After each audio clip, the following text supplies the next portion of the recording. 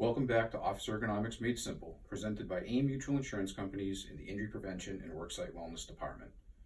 Today we're here to talk a little bit about one of the most key important pieces of any workstation, and that is your laptop keyboard, PC keyboard, and mouse utilization. All very important pieces of the workstation. The most important thing to remember about any keyboard is to have it properly centered to your body. So the B is in the middle of the keyboard, and you would want to align that B up with your nose or your belly button.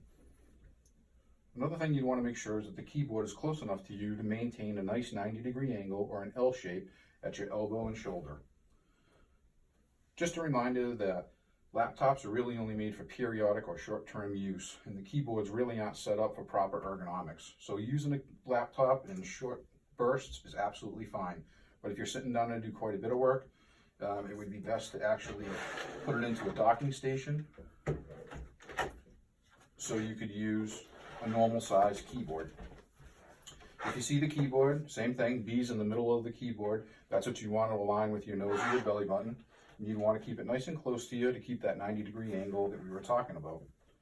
A lot of times you'll see wrist pads or wrist rests on keyboards to help maintain that neutral position of your wrists. And when we talk about a neutral position of your wrists, think of it this way. You want it to be a nice straight line here.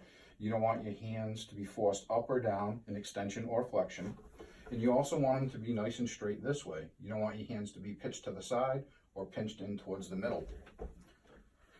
One of the great things about these gel pads is that they fit nicely right on your keyboard, but a lot of people misuse them and actually have their palms or hands on the keyboards and they're typing away. And as you can see, it kind of breaks that neutral posture. Wrist rests are for the wrists, and if you put your wrists on there and start typing, you can see that it's a much different posture and it remains neutral.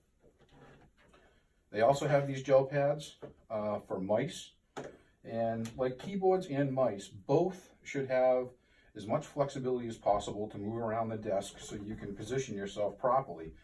Sometimes the wire components of either a mouse or a keyboard get in the way of that flexibility, so going wireless is a great option. Another thing with the mice is keeping it nice and close to you. You don't want it far out so you have to reach. You want it nice and close and compact to your work area. There are several different types of mice that are out there. There are these standard mice, which have your hands turn over, palm down.